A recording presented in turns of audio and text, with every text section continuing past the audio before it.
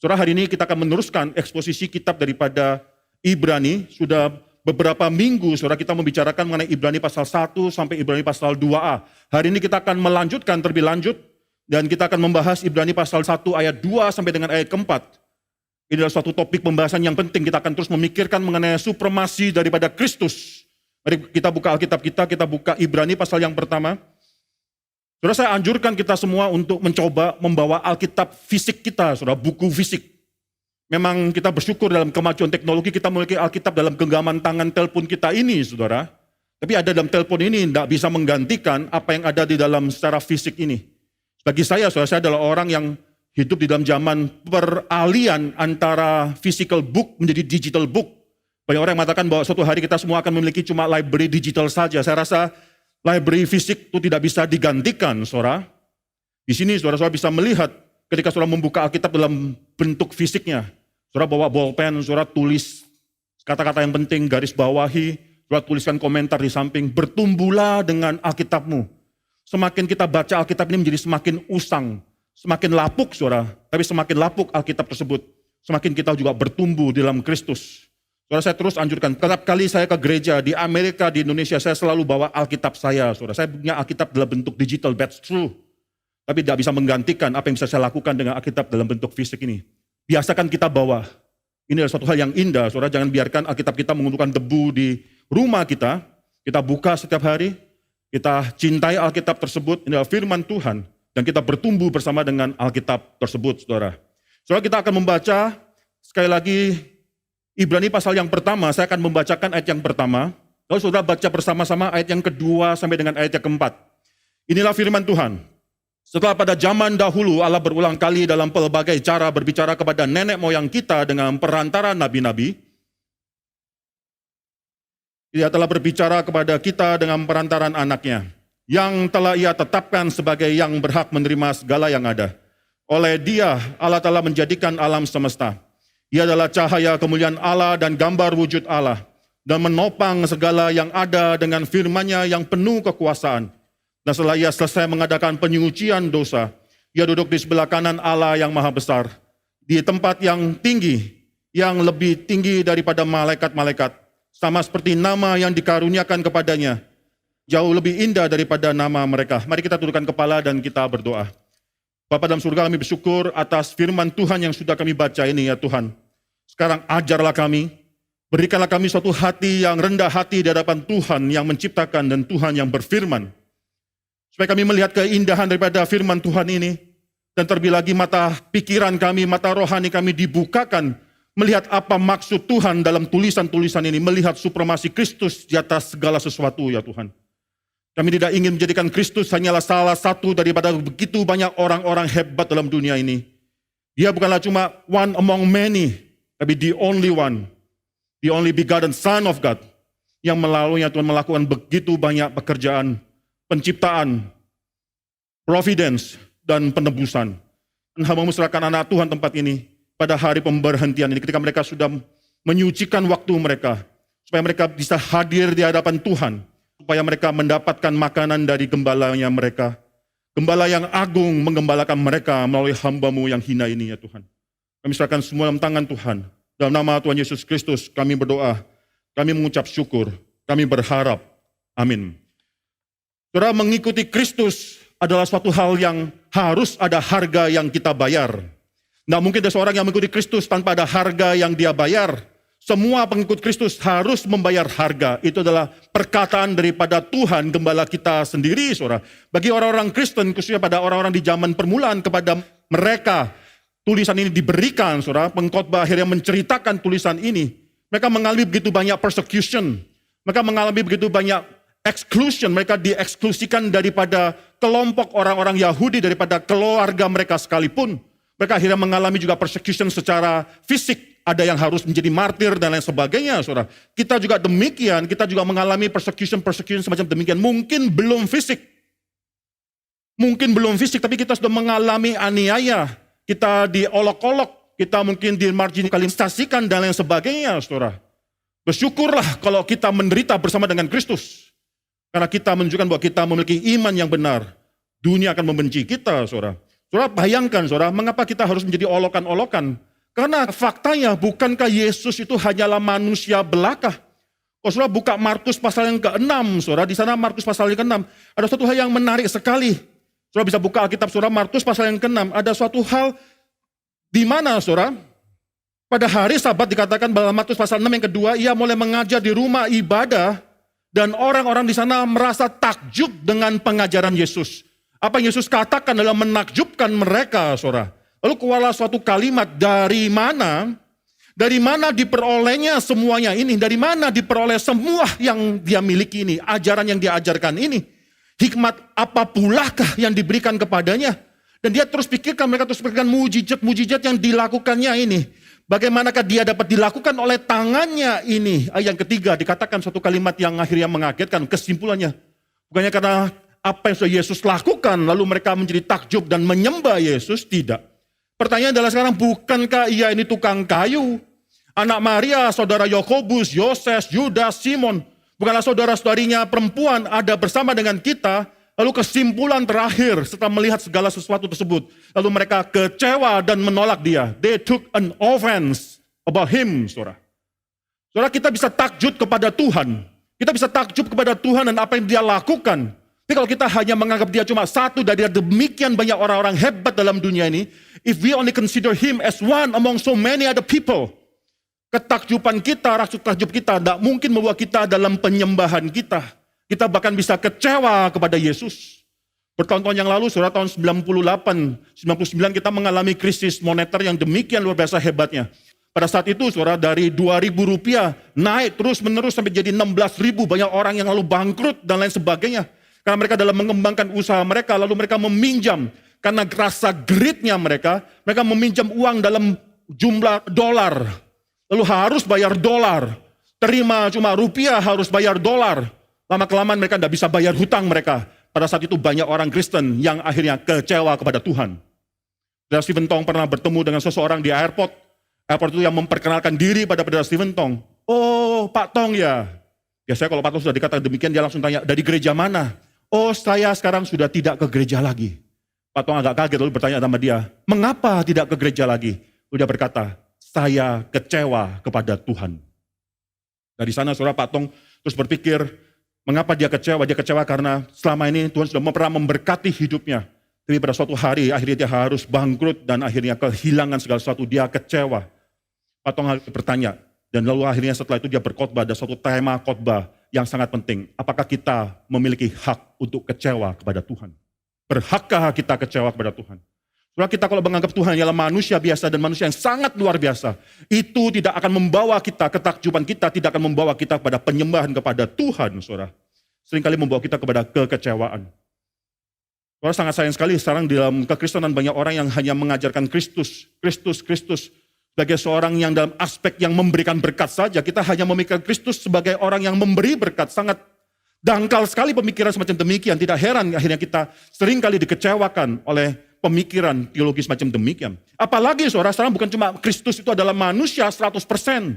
Kristus itu bukan manusia 50% Tuhan. Tidak, 100% adalah manusia, 100% juga adalah Tuhan. Kristus adalah 100% manusia seperti Anda dan saya. Dia adalah 100% manusia. Dan tidak sampai hanya di sana saja, faktanya adalah dia akhirnya mati. Dan matinya bukan mati yang normal. Ini saya percaya saudara, hanya Kristusnya, dan adalah semua pendiri agama yang besar yang matinya disalibkan. Matinya tidak normal, yang lainnya pendiri agama yang besar, matinya terhormat. Paling tidak mereka mati tua, sedangkan mereka mati atheist. Tapi Kristus kematian dia adalah demikian violent, mati di atas kayu salib. Pendiri agama macam apakah semacam demikian? Orang menghina Kristus, karena Kristus adalah orang yang mati, dan matinya adalah mati di atas kayu salib. Itu adalah suatu execution, what a humiliating execution, suatu eksekusi yang memalukan sekali saudara. Dan lebih daripada itu dia dieksekusi sebagai seorang kriminal, the worst of all criminals, yang akhirnya harus disalibkan dengan cara, dihukum mati dengan cara disalibkan saudara. 1 Korintus pasal 1 ayat 21 ayat 23, Paulus mengatakan suatu kalimat demikian penting. Dia katakan orang Yahudi mencari tanda-tanda, orang Yunani, saudara, Gentiles, Greeks mencari bijaksana, wisdom. But we preach Christ crucified. Suatu batu sandungan bagi orang Yahudi. Suatu kebodohan bagi orang Yunani, saudara. But we still preach Christ crucified. Bukan hanya itu saja, Kristus yang di dalam manusia, Kristus yang adalah disalibkan, akhirnya Kristus dibangkitkan. Bagi kita orang Kristen, kebangkitan Kristus itu adalah suatu kemenangan. Bagi orang dunia itu adalah suatu kebodohan. Saudara. Ngomong apa kamu soal kebangkitan orang mati? Saya dengan akal saya tidak bisa menerima, saya tidak bisa membuktikan bahwa satu yang sudah mati itu bisa hidup lagi. Itu bukanlah suatu hal yang bisa diterima dengan akal sehat. Suatu kebodohan, saudara. Bahkan pada zaman mula-mula dikatakan bahwa kebangkitan ini hanya bisa dimengerti karena murid-murid Kristus yang menceritakannya. Tidak bisa dibuktikan oleh orang lain. Murid-murid Kristus yang akhirnya dengan ngotot mengatakan bahwa Tuhan mereka bangkit, saudara. Saudara, maka di sini saudara, mereka yang percaya kepada Kristus, tidak bisa percaya hanya kepada ajarannya, tidak bisa percaya hanya kepada perbuatan baiknya. Itu orang-orang liberal yang hanya mau ngambil, mereduksi Kristus hanya dalam hal-hal perbuatan baik yang dia katakan. Kita tidak bisa mereduksi Kristus. Kita harus percaya dia kepada total apa dia, saudara. Itu dia adalah anak Allah yang inkarnasi, taat sampai mati kayu salib, dibangkitkan naik ke surga, bersyafaat untuk mereka yang percaya, mereka yang ada di dalam dia, saudara. Kita harus memiliki total komitmen kepada Tuhan semacam demikian. Nah, oleh karena itu kita pasti akan dimarginalisasikan, saudara. Believing Jesus itu bukan cuma percaya dia pernah ada, tapi we put our faith on him. Kita menaruh iman kita kepada dia, kita percaya kepada dia. Saudara, tidak ada seorang pun yang bisa mengatakan kalimat ini kepada orang lain atau pada objek lain. Saya bisa percaya bahwa mimbar ini ada. This table exists. Saya bisa percaya mimbar ini ada. Tapi bodoh sekali kalau saya katakan saya percaya kepada mimbar ini. Percaya kepada seseorang bukan percaya bahwa dia itu hanya ada. Percaya kepada seseorang bukan percaya kepada eksistensi dia saja. Tapi kita katakan kita bahkan menaruh iman kita kepada Kristus. Total commitment sini. Saudara, kita akan dipersecute, kita akan dihina oleh iman kita khusus dalam dunia modern ini. Tidak terlalu masuk akal bagi orang yang pandai dalam dunia yang sudah modern percaya Kristus yang semacam demikian. Saudara, di dalam Roma pasal 1 ayat 16 ada satu kalimat daripada Paulus yang sangat mengagetkan saya. Saudara bisa buka, saudara. Dan ini saya mau merapikan translation yang sebenarnya, saudara, dalam bahasa Indonesia ini agak kurang tepat. Roma pasal 1 ayat yang ke-16. Di sana dikatakan dalam LAI, sebab aku mempunyai keyakinan yang kokoh dalam Injil, karena Injil adalah kekuatan Allah yang menyelamatkan setiap orang yang percaya, pertama-tama orang Yahudi dan juga orang Yunani. Di sini, saudara, ini kalimatnya bukan aku memiliki keyakinan yang kokoh. Kalau saudara baca dalam bahasa Inggrisnya, dalam bahasa aslinya, for I am not ashamed. Karena aku tidak malu terhadap Injil. Kesulitan daripada orang Kristen pada zaman ini adalah bukan karena mereka tidak tahu Injil itu penting. Bukan karena mereka tidak tahu bahwa Injil itu harus diberitakan. Bukan karena mereka tidak tahu bahwa dunia memerlukan Injil.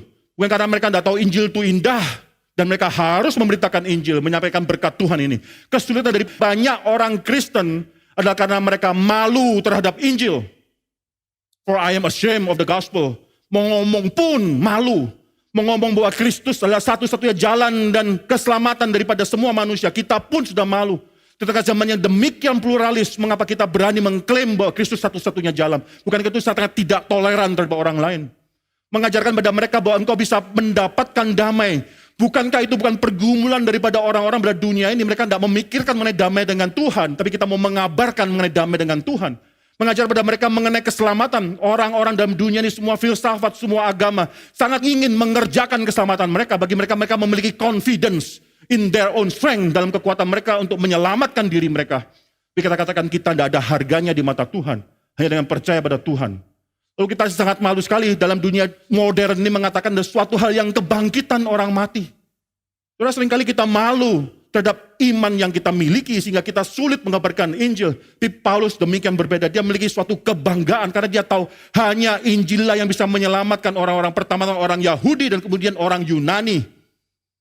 For that reason, Paulus katakan, I am not ashamed. Saya tidak malu. Orang Yahudi mencari tanda, orang Yunani mencari bijaksana, but we preach Christ crucified. Itu kata daripada Paulus, saudara. Saudara, memang kita akan mengalami semua aniaya, tapi yang paling penting adalah mengapa kita mau menerima semua aniaya tersebut. Mengapa kita sebagai orang Kristen mau sakit bagaimanapun, mau berhadapan dengan kematian seperti apapun, tetap percaya bahwa Kristus adalah Tuhan atas hidup kita. Mengapa demikian? Mengapa kita terus mau berpegang pada iman kita dalam menghadapi segala kesulitan? The answer ada dalam Alkitab ini, saudara. Because it is worth it. Karena ini adalah suatu iman yang memang memiliki harga. Iman yang harus kita pegang. Karena it is so worth it to believe Christ.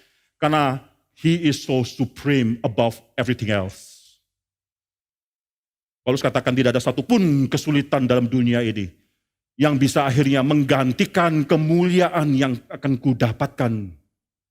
Saudara, apakah kita berpikir dengan cara yang sama seperti Paulus ini? Saudara bayangkan, saudara, dalam Alkitab ini, saudara, dikatakan dalam ayat yang pertama, pada zaman dahulu Allah berulang kali dalam berbagai cara berbicara kepada nenek moyang kita melalui perantaran nabi-nabi. Prophets mentioned first. Ayat yang keempat, saudara bisa baca di sini, jauh lebih tinggi, Kristus is much more superior, jauh lebih tinggi daripada malaikat-malaikat. Nabi, malaikat-malaikat. Ayat yang pertama, ayat keempat itu adalah yang sangat penting sekali. Saudara, malaikat dalam konteks orang Yahudi, agama Yahudi, memiliki porsi yang penting dalam agama mereka. Saudara, malaikat itu adalah spiritual being. Bukan malaikat yang memiliki badan fisik, mereka adalah spiritual being. Dalam konsep orang Yahudi, spiritual being but without a free will, saudara, tanpa memiliki kehendak bebas. Malaikat adalah oknum pribadi-pribadi yang hanya menjalankan kehendak Tuhan. Hanya menjalankan apa yang diperintahkan oleh Tuhan. Malaikat diberikan suatu tugas tertentu dan mereka setia melakukan tugas tersebut dan tidak memiliki lagi free will untuk melawan Tuhan. Di dalam tradisi Yahudi Midrash, ada suatu kalimat yang sangat menarik, saudara. Di sana dikatakan bahkan tidak ada satu helai daripada rumput sekalipun, tidak ada satu helai daripada rumput sekalipun yang bisa bertumbuh tanpa malaikat mengatakan pada helai rumput itu untuk bertumbuh. Tidak ada, saudara. Mereka melihat bahwa semua dalam dunia ini memiliki pasangannya. Dunia materi memiliki pasangannya, itu malaikat-malaikat yang menjaga, melihat, memperhatikan dunia materi ini. Dalam pemikiran orang Yahudi, rumput tersebut, setiap rumput ada malaikat yang menjaga, yang memerintahkan, yang memberikan makanan kepada rumput-rumput tersebut. Bahkan yang memerintahkan kapan mereka harus mati, gugur, dan lain sebagainya, saudara. Saudara, malaikat memiliki suatu peran penting dalam pemikiran orang Yahudi, tapi ada peran yang sangat penting sekali dari pemikiran orang Yahudi, yaitu malaikat adalah yang memberikan atau yang menyampaikan firman Tuhan kepada umat Tuhan. Saudara, kalau baca dalam Kisah Rasul pasal yang ke-7 ayat 53, sebelum akhirnya Stefanus dirajam mati, dia katakan, kamu telah menerima, kamu semua yang mendengarkan dia, kamu telah menerima hukum Taurat yang disampaikan, delivered, yang disampaikan oleh malaikat-malaikat. Itu yang dipercaya oleh orang Yahudi. Bahwa hukum Taurat itu diberikan oleh Tuhan kepada Musa, lalu kepada orang Israel, tapi diberikan melalui perantaran malaikat-malaikat kepada orang Israel juga melalui perantaran daripada Musa. Bahkan kalau saudara perhatikan Alkitab kita dalam Ibrani pasal kedua ayat yang kedua, di sana jelas sekali dikatakan, sebab kalau firman, atau dalam bahasa aslinya message, firman yang dikatakan declared, dengan perantaran malaikat-malaikat tetap berlaku. Message daripada Tuhan juga diberikan pada orang Israel melalui perantaran malaikat-malaikat. Terus ini menarik sekali, ada suatu struktur yang nanti kalau ada kesempatan saya akan bahas. Ayat yang pertama, ayat keempat, itu saya akan menghimpit semua yang ada, yaitu ayat kedua dan yang ketiga. Ayat yang pertama, ayat keempat, firman Tuhan diberikan ayat pertama melalui para nabi-nabi. Ayat keempat, juga kepentingan daripada malaikat-malaikat. Oleh karena mereka, firman Tuhan juga diberikan kepada umat Tuhan. Oleh karena itu, saudara, ayat pertama, ayat keempat adalah bicara mengenai Old Covenant people, mengenai orang-orang dalam perjanjian lama, mengenai tata ibadah mereka, kepercayaan mereka, adat istiadat mereka. Mereka percaya bahwa nabi-nabi demikian penting, malaikat-malaikat demikian penting. Oleh karena perantaran mereka, firman Tuhan itu diberikan, hukum Taurat diberikan kepada mereka. Di sini, saudara, nanti saudara akan melihat ayat kedua, ayat ketiga membicarakan bagaimana supremasi Kristus melebihi kedua oknum atau kedua macam golongan ini, nabi-nabi dan malaikat-malaikat. Kristus lebih tinggi daripada perjanjian lama, the old covenant. Ini ada himpit, ayat kedua, ayat ketiga. Ayat kedua dimulai dengan suatu kalimat bahwa pada zaman akhir ini, Allah telah berbicara kepada kita dengan perantaran anaknya. Lalu disusul sana adalah 7 perkataan penting yang menceritakan mengenai supremasi Kristus. Mengapa kita akhirnya tidak mungkin mau menukarkan iman kita pada Kristus dengan hal-hal dunia ini. Kesulitan macam apapun kita akan terus pegang Kristus di dalam hidup kita ini. Mengapa? Because He is so supreme. Dan sini dikatakan ada 7 kalimat. Saudara catat dengan baik-baik, saudara. Yang pertama, Ia ditetapkan sebagai yang berhak menerima segala yang ada. Itu yang pertama, kalimat yang pertama, the first sentence, mengenai Kristus yang supreme tersebut. Yang kedua, oleh Dia Allah telah menjadikan alam semesta. Oleh Dia Allah telah menjadikan alam semesta. Ayat yang ketiga atau kalimat yang ketiga, Ia adalah cahaya kemuliaan Allah. Kalimat yang keempat, dan juga Ia adalah gambar wujud Allah. Yang kelima, Ia menopang segala yang ada dengan firman-Nya yang penuh kekuasaan. Atau dalam bahasa Inggrisnya, He upholds the universe by the word of His power. Yang keenam, Ia selesai mengadakan penyucian dosa. Dan yang terakhir ketujuh, Ia duduk di sebelah kanan yang maha besar, saudara. Saudara, 7 kalimat ini bicara mengenai supremasi Kristus. Dan ini adalah suatu hal yang disengaja tuliskan. Penulis Alkitab menuliskan 7 kata ini untuk nanti disandingkan, diparalelkan dengan 7 kutipan perjanjian lama mengenai Kristus dalam ayat yang kelima sampai dengan ayat yang ke-14. 7 kalimat dalam ayat kedua ketiga mengenai keutamaan Kristus. Itu nanti sebanding dengan 7 kalimat daripada perjanjian lama. Penulis Ibrani, pengkhotbah, akan memaparkan, menjelaskan kembali mengenai supremasi Kristus dengan mengutip 7 perkataan daripada perjanjian lama. Angka 7 adalah angka kesempurnaan. Angka 7 adalah angka yang penting dalam tradisi orang Yahudi. Maksudnya adalah supremasi Kristus, demikian supreme, demikian sempurna. He is perfectly supreme. He is perfectly supreme as Christ, saudara. The perfect supremacy of Christ, ini yang dikatakan di sini, saudara. Saudara, 7 statement, ayat kedua, ayat ketiga, menunjukkan bahwa Kristus bukan hanya supreme karena lebih penting daripada para nabi, lebih penting daripada malaikat-malaikat, tapi khususnya, kalau kita perhatikan 7 kalimat ini, ada 3 jabatan Kristus yang mau dikatakan oleh penulis daripada Ibrani ini. Kristus adalah, saudara tahu apa? 3 jabatan Kristus. Yang pertama, Raja. Yang kedua, Nabi. Yang ketiga, Imam, saudara. Dan ini sangat menarik sekali. Mengapa? Karena tidak ada satu orang pun di seluruh dunia, baik itu malaikat, bahkan tidak ada satu manusia pun, nabi-nabi, yang bisa mengklaim ketiga jabatan ini. Soalnya 3 jabatan Kristus ini adalah suatu hal yang diperjuangkan oleh reform, teologi reform. Calvin adalah satu orang yang mengutamakan ketiga jabatan Kristus ini. Banyak sekali tradisi-tradisi agama lain yang mengatakan, yang mungkin kurang menyeimbangkan ketiga jabatan ini. Dalam Lutheran misalnya, Lutheran saudara tidak merasakan bahwa ketiga jabatan ini suatu hal yang harus diperjuangkan. Melanchthon saudara mengatakan bahwa imam lebih daripada yang lainnya. Jabatan imam daripada Kristus lebih penting daripada jabatan nabi dia, lebih penting daripada jabatan raja dia. Jabatan imam yang paling penting. Nicholas Hunius, saudara, mereka mengatakan bahwa bukan semuanya, tapi jabatan rajalah yang paling penting. King, Kristus sebagai raja itu yang paling superior. Saudara, bahkan Quenstadt, saudara, Johannes Quenstadt mengatakan, sebenarnya ketiga jabatan ini itu tidak terlalu penting, tidak usah dibicarakan juga tidak apa-apa. Tapi saudara, Calvin justru mengatakan bahwa ketiga jabatan ini sangat penting sekali. Maka dalam tradisi reform, itu yang paling jelas menjelaskan mengenai ketiga jabatan ini, saudara. Kalau Kristus adalah nabi, maka dia di dalam konteks ini, ntar kita akan jelaskan lebih lanjut dalam mungkin minggu-minggu yang akan datang, he perfectly, secara sempurna menyatakan siapa Tuhan itu. Kristus sebagai nabi perfectly reveals who God is. Bahkan lebih perfect. Ini ntar kita akan bahas soal biblical theology, dari penjabaran yang seakan-akan singkat tersebut, penulis kitab Ibrani mau menjelaskan bahwa Kristus itu lebih sempurna sebagai nabi daripada Musa. Nabi yang paling besar bagi orang-orang Israel, saudara. Kristus jauh lebih sempurna daripada Musa.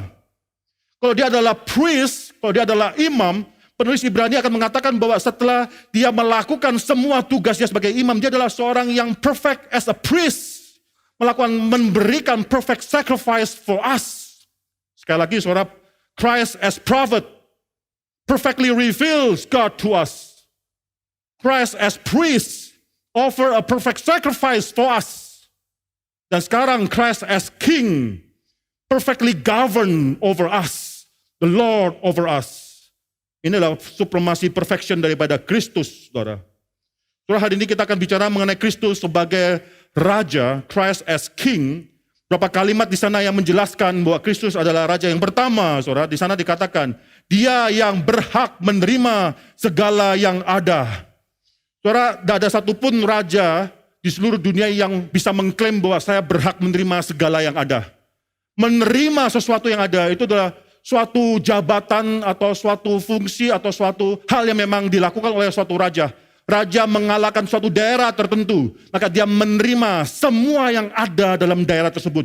Baik itu orangnya, baik itu adalah kekayaannya dan lain sebagainya. Kejadian pasal 14 menceritakan ada 4 raja ya daripada Mesopotamia dipimpin oleh Kedorlaomer, saudara. Yang datang ribuan kilometer, datang ke lembah sungai Yordan untuk mengalahkan 5 kerajaan Sodom dan Gomora dan kota-kota sekitarnya. Termasuk ketika mereka mengalahkan Sodom, Lot ada di dalamnya. Kedorlaomer dan 4 raja tersebut saling mengalahkan Sodom, berarti dia berhak memiliki, mendapatkan semua yang dimiliki oleh Sodom. Semua orang-orangnya, termasuk Lot pada saat itu dimiliki oleh orang-orang kerajaan 4 kerajaan Mesopotamia tersebut. Memiliki semua orangnya, memiliki semua kekayaannya. Saudara, itu adalah raja-raja dunia. Mereka menjajah, perang dan lain sebagainya untuk mendapatkan apa yang mereka belum dapatkan. Tapi tidak ada satu raja pun yang bisa mengatakan bahwa dia bisa mendapatkan, apalagi berhak mendapatkan semua yang ada. Tidak mungkin, saudara. Sejarah manusia adalah suatu sejarah of warfare, perang. Satu bangsa melawan bangsa yang lain, suatu raja melawan raja yang lain. Semua mereka lakukan hanya untuk mendapatkan lebih daripada apa yang mereka miliki. New York Times, saudara, beberapa tahun yang lalu mengatakan, di dalam pers 3.400 tahun yang sudah lewat, manusia hanya menikmati peace 268 tahun saja. Sisanya 3.132 tahun lebih adalah perperangan demi perperangan. Manusia hanya menikmati peace selama 8% daripada 3.400 tahun terakhir ini, saudara. Friedrich Nietzsche, saudara, seorang filosof Jerman. Ini adalah orang yang sangat pintar sekali, luar biasa pintarnya. Dia, saudara, lulus S1, menuliskan tesis S1-nya. Ketika diperiksa oleh profesornya, langsung dia mendapatkan doktor, saudara. Ini orang yang luar biasa pintarnya, sudah dikatakan qualified, bukan sebagai sarjana. Ini tidak usah ambil lagi kelas S2, S3, langsung diberikan title doktor pada hari itu, saudara, karena terlalu qualified. Padahal dia adalah orang yang di luar Tuhan, saudara. Gereja perlu orang pintar, tapi yang hatinya mau dipakai Tuhan. Untuk mengalahkan orang-orang dunia pintar yang hatinya jauh daripada Tuhan. Jadi kalau orang gereja hanya mau cari untung rugi dirinya sendiri, bukan untung rugi kerajaan Tuhan. Nggak heran kalau kekristenan dihina oleh dunia ini. Siapa orang Kristen yang pintar, yang pandai, tapi hatinya tulus di hadapan Tuhan, yang mau dipakai Tuhan, yang rendah hati, mau dipakai demi kerajaan Tuhan, bukan demi hal-hal yang sekuler. Kalau tidak ada orang saja demikian, gereja nggak ada masa depan, saudara. Masa depan yang sangat curam sekali. Perlu ada orang yang paling pandai dalam segala zaman. Tapi orang tersebut juga memiliki hati yang demikian tulus di hadapan Tuhan. Mudah dibentuk, mudah dipakai oleh Tuhan, saudara. Friedrich Nietzsche, kembali pada Friedrich Nietzsche. Dia mengatakan bahwa the whole human history, sejarah manusia itu didorong, ada suatu force yang mendorong mereka. Dan that force adalah the will to power. Kemauan kita, kehendak kita untuk memiliki kuasa, menguasai, the will to power. Maka daripada itu manusia terus mengusahakan untuk memiliki achievement untuk mendapatkan sesuatu dalam hidup mereka. Untuk memiliki ambisi. Lalu mereka berjuang untuk mendapatkan as many things as possible. Mendapatkan level setinggi mungkin, mencapai level setinggi mungkin. Soalnya hidup kita, seringkali kita sadar tidak sadar, soalnya sudah menghidupi semangat atau filsafat dunia semacam ini. We strive, kita berjuang, kita harus banyak berjuang untuk mendapatkan apa? Soalnya kita akhirnya berjuang untuk mendapatkan posisi yang lebih tinggi. Kita berjuang untuk mendapatkan kekayaan yang lebih tinggi. Kita berjuang untuk demikian banyak hal, tetapi bukan kerajaan Tuhan, saudara. Saya tidak mengatakan bahwa saya anti orang kaya. Silakan menjadi orang kaya. Pak Tong bahkan berkata, berulang kali pernah berkatakan, saya berdoa kamu semua menjadi orang kaya, cepat-cepat jadi orang kaya. Tapi kaya untuk apa itu lebih penting. Saudara mau mendapatkan uang lebih, silakan. Saudara mau bekerja lebih, mendapatkan uang, silakan. Tapi jangan lupa pengkhotbah mengatakan bahwa semua itu adalah sia-sia tanpa Tuhan. Jangan lupa kita hanyalah steward. Kita tuh bukan Tuhan. Kita tuh bukanlah yang mau mendapatkan segala sesuatu ini. Tapi seringkali kita lupa bahwa Tuhan yang akan mendapatkan semua hal ini. Kita tuh tidak mendapatkan semua hal ini. Kita mikir bahwa kita tuh seperti Tuhan. Dalam hidup kita, kita berusaha dan semua usaha kita lepas daripada rencana Tuhan. Silakan jadi orang kaya. Tapi kaya untuk apa? Jangan lupa pada akhirnya, we are just steward of God's grace. Kita hanya pelayan. Kita adalah manajer yang mengolah berkat-berkat Tuhan yang Tuhan berikan dalam hidup kita. Kalau saudara sudah kaya, kaya untuk pekerjaan Tuhan. Saudara bisa hidup limpah supaya saudara bisa memberikan dan mendukung pekerjaan Tuhan lebih lagi. Saudara dipakai oleh Tuhan, jangan kita mengejar untung rugi hidup kita sendiri. Kemarin di PA khusus, mari kita mulai PA khusus, ini adalah mengenai redeeming love. Kata redeeming, redemption adalah satu hal yang penting dan sangat penting dalam pemikiran saya, saudara. Bukan cuma redeeming minds, redeeming affection, redeeming love, redeeming workplace, dan lain sebagainya, redeeming our time. Kemarin kita bicara seri pertama mengenai redeeming love, mengenai kesulitan kasih, the problem of love. Kesulitan konsep mengasihi cinta dalam dunia modern ini salah satu penyebabnya. Karena manusia diajarkan mencintai diri. Problem daripada semua dunia pada saat dikasih dalam dunia ini adalah karena manusia diajarkan lebih untuk mencari harga diri, mencari self-esteem, mencari cara-cara bagaimana dia bisa dihargai lebih lagi. Kita sedang mencari, menaik level-level dalam piramid-piramid yang diciptakan oleh orang-orang dunia ini. Keperluan dasar tidak penting atau tidak mencukupi, harus naik. Harus ada perasaan harga diri, harus ada perasaan security dan sebagainya, saudara. Itulah ambisi, seperti ambisi daripada Darwinisme yang mengatakan bahwa at the end, it's a survival of the fittest. Siapa yang bisa naik paling tinggi, itu yang dikejar oleh orang-orang dunia. Saudara, sosiologis mengatakan bahwa kita hidup dalam satu zaman yang namanya achievatron. Achievatron. Tron itu seperti mesin, saudara. Mechatronic mesin, saudara. Achievatron adalah society yang sangat menghargai achievements. Kita nilai diri kita dinilai daripada apa yang sudah kita bisa achieve, dapatkan dalam hidup ini. What can we achieve more? Itu yang menjelaskan atau mendefinisikan hidup kita. Suatu hal yang menakutkan, saudara, kita khususnya mungkin dalam dunia timur, saudara, ini mungkin lebih lagi. Ya, orang yang takut kalah, kiasu. Ya. Orang yang takut kalah, saingan dan sebagainya. Lalu orang ibu-ibu mendidik anaknya kayak tiger mom. Kalau dapat angka 9,5 diomelin, kenapa tidak 10? Apalagi kalau dapat angka 8, waduh udah stres. Ada seorang anak yang saya kenal, suatu hari berkata, saya tidak mau pulang rumah. Kenapa? Saya takut. Kenapa? Saya ulangan tadi dapat 8. Dapat 8 udah takut pulang. Karena mamanya mengharapkan 9 dan 10. Di bawah 9 itu semua jelek. Ya, achievatron. Akhirnya kita tidak bisa mendidik anak lebih daripada itu. Bukan achieve something yang menambah nilai harga diri mereka. Tapi achieve something yang menambah kemuliaan Tuhan. Itu yang kita ajarkan kepada anak didik kita. Saudara, suatu hari saya pernah terbang dari Boston ke Philadelphia. Waktu itu kita sudah pindah ke Philadelphia, tapi saya melayani masih di Boston. Biasanya saya nyetir Boston, Philadelphia. Suatu hari itu saya naik pesawat terbang dan pulang dengan pesawat terbang. Karena Boston dan Philadelphia itu sangat dekat sekali, kira-kira mungkin perjalanan di atas air mungkin 30 menit, 40 menit. Lebih lama mungkin di tarmaknya, saudara harus tunggu sampai terbang itu mungkin bisa 15 menit, 20 menit lagi kita tunggu di tarmaknya.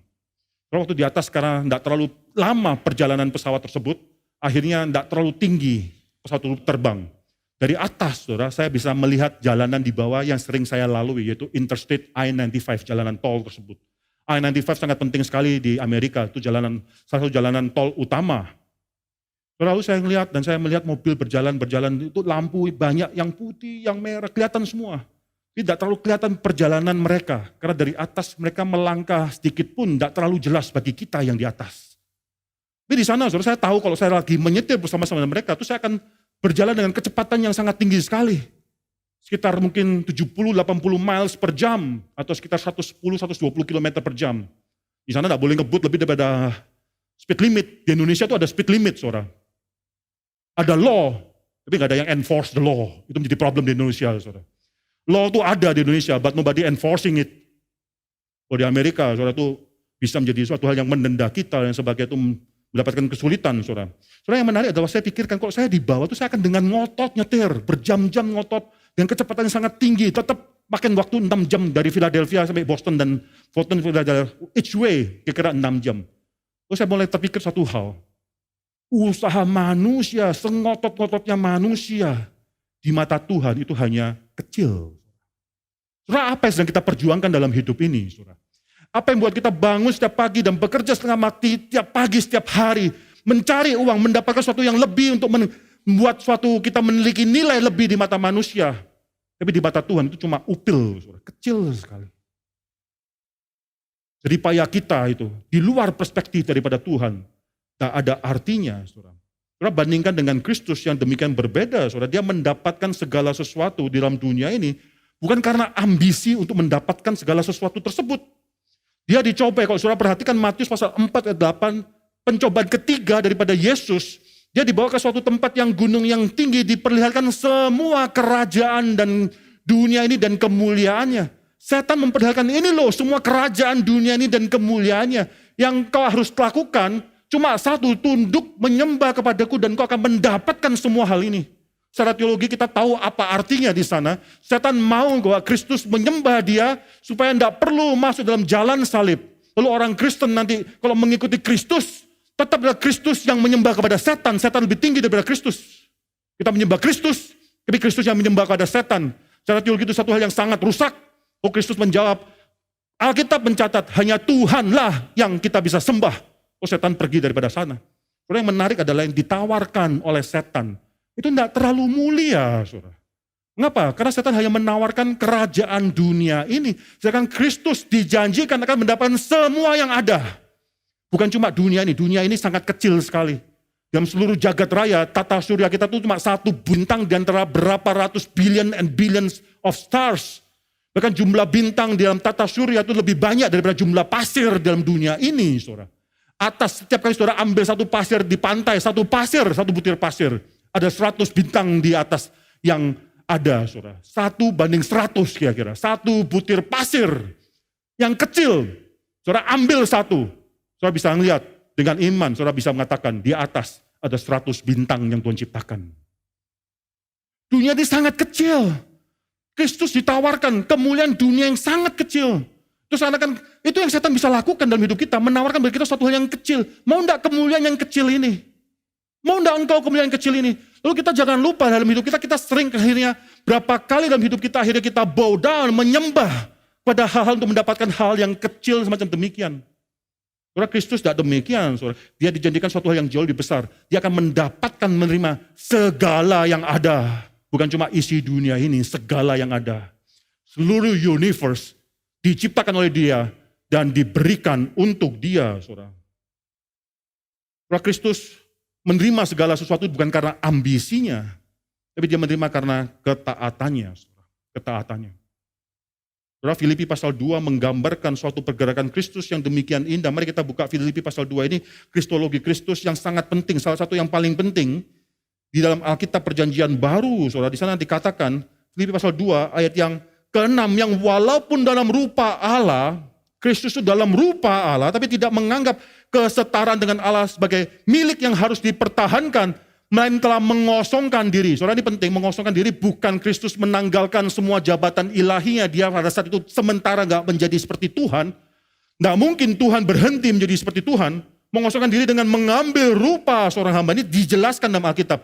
Ini adalah Christological mathematics, mengurangi subtraction by addition, mengosongkan diri dengan menambahkan sesuatu yang tidak seharusnya dia miliki, itu rupa manusia. Saudara, dalam keadaan sebagai manusia dia telah merendahkan dirinya. Ini saudara lihat ya, ini pergerakan dari atas makin lama makin rendah.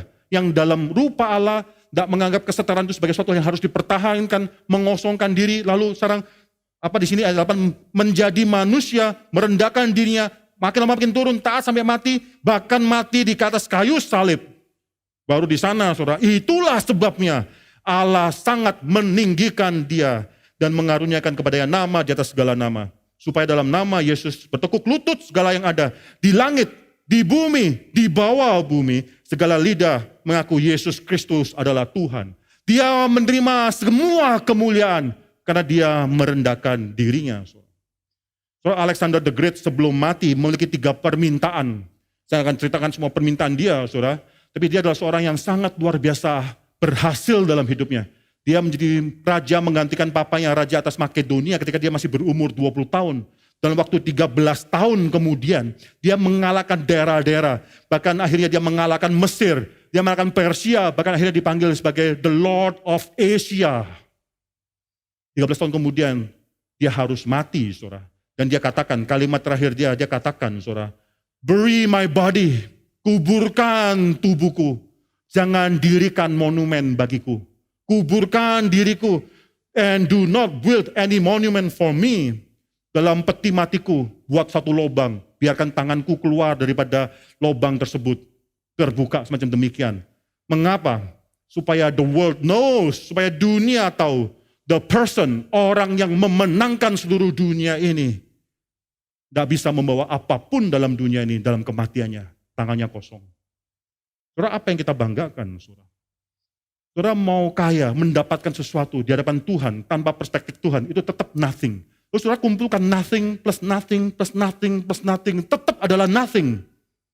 Lalu saudara setelah mati, tidak ada dari semua nothing yang saudara kumpulkan, saudara bisa bawa something, tidak ada. Saudara mau mendapatkan segala sesuatu? Saudara mau menerima segala sesuatu? Alkitab mengajarkan bisa. Nah ini menarik sekali, saudara.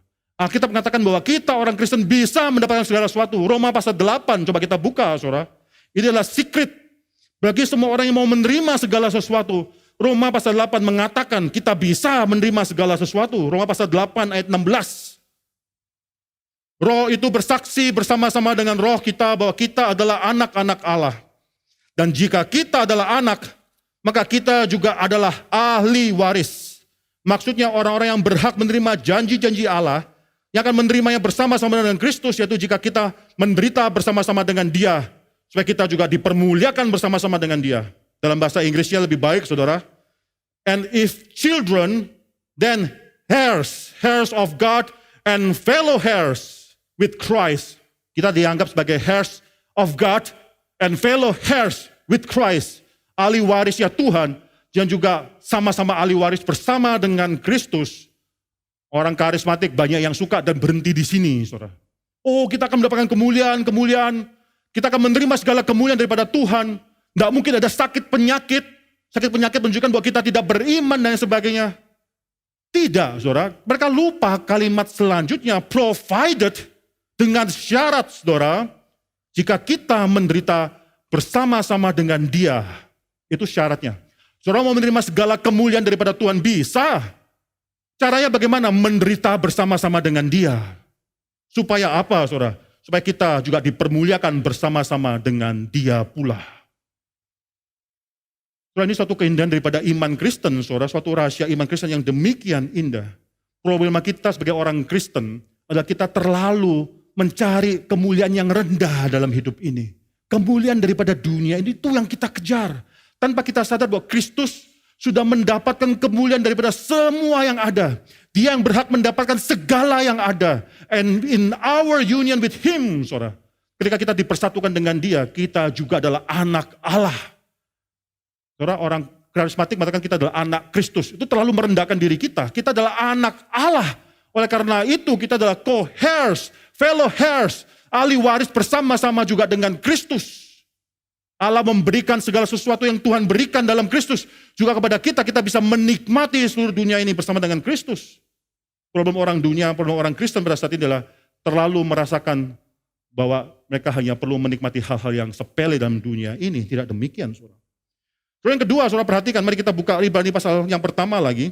The Lordship of Christ, bahwa fakta bahwa Kristus adalah Raja atas segala sesuatu yang berhak menerima segala sesuatu. Bahwa Dia adalah Raja, tidak berhenti sampai di sana saja, saudara. Dia bukan hanya yang akan menerima segala sesuatu, tapi dikatakan di sini, oleh Dia, Allah telah menjadikan segala sesuatu. Olehnya, Allah telah menjadikan alam semesta segala yang ada. Jesus Christ is Lord over us. Karena because of His divine role, keterlibatannya Dia, saudara, di dalam penciptaan segala sesuatu. Christ is Lord over all because He created all, saudara. Itu satu kalimat yang sangat penting. Christ is Lord over all because He created all. Fakta bahwa kita diciptakan berarti kita berhutang budi berhutang keberadaan, berhutang segala sesuatu kepada Kristus. Apalagi setelah kita berdosa, kita tambah berhutang segala sesuatu pada Tuhan. Saudara, sangat sulit memikirkan suatu kalimat yang lebih penting, yang menceritakan mengenai ketuhanan Kristus, bahwa Kristus adalah Raja, Tuhan atas segala sesuatu, daripada kalimat ini, yaitu oleh Dia Allah telah menciptakan segala sesuatu di dalam alam semesta. Saudara, Genesis pasal yang pertama, saudara, itu menceritakan bahwa Tuhan menciptakan. Tapi seringkali kita salah mengerti mengenai maksud daripada Kejadian pasal 1 dituliskan. Seringkali kita menganggap itu hanyalah suatu perdebatan antara Alkitab dan dunia modern, antara Alkitab dan ilmu pengetahuan modern. Lalu kita terus pertentangan, satu hari penciptaan itu masih dipengertikan sebagai berapa jam atau waktu yang panjang dan sebagainya. Lalu kita mencoba mencocokkan cerita penciptaan dalam Alkitab dengan dunia ilmu pengetahuan modern. We miss the point. Dalam zaman di mana Genesis pasal 1 dituliskan, semua bangsa orang-orang Yahudi yang lainnya juga mengklaim bahwa Tuhannya mereka juga menciptakan bukan semua, tapi sesuatu dalam alam semesta. Agama politeisme mengajarkan bahwa Tuhan itu demikian banyak. Dan Tuhan yang satu berbeda dengan Tuhan yang lain. Tuhan yang satu berkuasa atas suatu wilayah tertentu, memiliki domain atas wilayah yang lain dan sebagainya. Lalu di tengah-tengah dunia yang agama yang politeisme semacam demikian, penulis kitab Kejadian, Musa mengatakan bahwa Tuhan yang Elohim, satu tersebut, Tuhan yang menciptakan segala sesuatu. Kejadian pasal 1 ayat 1. Tidak memperdebatkan Tuhan itu ada, tapi menyatakan Tuhan yang ada telah menjadikan segala sesuatu. Saudara, di sini, saudara, apa maksudnya? Untuk membawa orang-orang Israel yang baru keluar daripada tanah Mesir. Mereka baru keluar dengan konsep politeisme yang demikian erat, yang demikian sudah mungkin mempengaruhi mereka. Dan mereka akan dibawa masuk dalam suatu tanah perjanjiannya juga memiliki konsep politeisme semacam demikian. Tengah-tengah bangsa yang politeisme tersebut, orang Yahudi, orang Israel diajarkan monoteisme. Tuhan yang satu menciptakan segala alam semesta. Oleh karena itu, jangan sembah Tuhan-Tuhan yang lain. Sembahlah Tuhan yang menciptakan alam semesta. Genesis pasal 1, ketika kita baca Genesis pasal 1, jangan cuma berhenti pada perdebatan antara Alkitab, firman Tuhan, dan ilmu pengetahuan. Terlalu rendah perdebatan tersebut. Genesis pasal 1, setelah kita baca, pasal 1, pasal 2, seharusnya membawa kita kepada penyembahan worship. Doctrine of creation, the true doctrine of creation, leads us to a proper worship di hadapan Tuhan. Kalau saudara sudah tahu bahwa Kristus yang olehnya, maka Allah telah menciptakan segala sesuatu. It should lead us to a proper worship. Apalagi kita sudah berdosa dan akhirnya ditebus oleh Kristus. Itu ayat selanjutnya. Maka di sini saudara, Kristus olehnya Tuhan menciptakan segala sesuatu. Dan dia menjadi raja atas segala sesuatu. The fact that he creates everything makes he is Lord over everything. Tapi yang menarik adalah Kejadian pasal 1, saudara. Saudara buka Kejadian pasal 1, ayat ke-26, menceritakan mengenai penciptaan manusia. Manusia diciptakan dalam gambar dan rupa Tuhan dengan tujuan, saya bacakan, saudara. Berfirmanlah Allah, baiklah kita menjadikan manusia menurut gambar dan rupa kita supaya mereka berkuasa.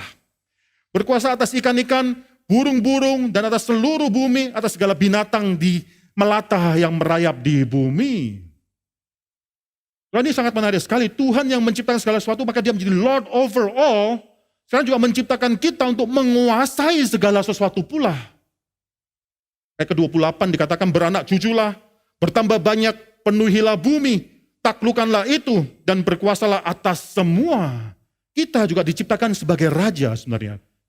Adam juga memiliki fungsi sebagai raja, memiliki jabatan sebagai raja, tapi dia gagal. Dan dia tidak lagi bisa menguasai segala sesuatu. Perlu tunggu sampai Adam kedua dan Adam terakhir. Yang taat, bahkan taat sampai mati, lain dengan Adam. Tidak taat, maka daripada itu dia harus mati.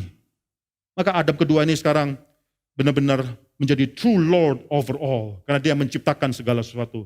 Adam yang pertama diberikan kuasa untuk jadi Lord over all. Tapi dia gagal, saudara.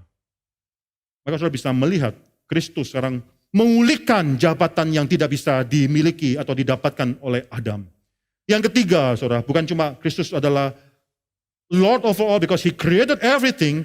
Yang ketiga di sini dikatakan ayat yang ketiga B, dia menopang segala yang ada dengan firman-Nya yang penuh dengan kekuasaan. Our Creator is also our Lord who provide everything, sustains everything. Dia bukan hanya receive everything, create everything. Dia juga upholds everything, yang menjaga segala sesuatu ini. So di sini saudara bisa pelajari suatu hal yang menarik sekali. The Lord who has graciously, yang secara begitu penuh kasih menciptakan segala sesuatu, sekarang also graciously menopang segala sesuatu. Saudara, ini menjadi hal-hal yang menguatkan hidup kita. Adakah sekarang saudara-saudara mengalami kesulitan hidup? Adakah saudara mungkin mengalami suatu kesulitan hidup, sakit, penyakit, atau mungkin ketidaktentuan atas apakah mungkin sakit saudara itu bisa disembuhkan atau tidak? Atau mungkin saudara sedang berhadapan dengan kematian. Atau saudara mungkin sedang berhadapan dengan semua kesulitan hidup yang lainnya. Saudara, baik itu hidup dalam keluarga, orang tua dan anak, suami dan istri. Semua kesulitan hidup kita, no one thing. But Christ upholds everything.